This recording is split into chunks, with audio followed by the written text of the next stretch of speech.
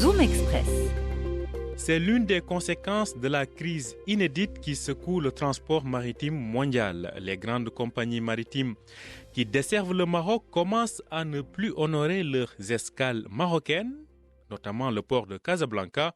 Sur place, les produits à destination de plusieurs pays d'Afrique subsaharienne tardent à être embarqués, provoquant d'importants retards pour les exportateurs marocains. Écoutons à ce propos les explications de El Moustapha Fakhir, premier vice-président du comité des spécialistes africains en activités maritimes portuaires et logistiques. Malheureusement, le Maroc subit à nouveau une grave crise dans le transport maritime.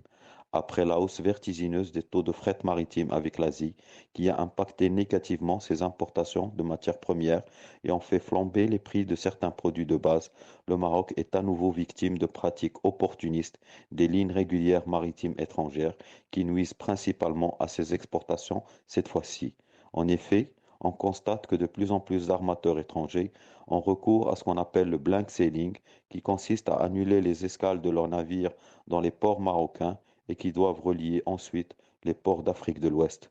Ainsi, dans une logique d'optimisation de leurs conteneurs et leurs navires, les armateurs étrangers n'hésitent pas à repositionner ces derniers sur des trafics plus lucratifs pour eux en Europe du Nord et en Méditerranée, aux dépens des intérêts du Maroc et de ses exportations vers l'Afrique.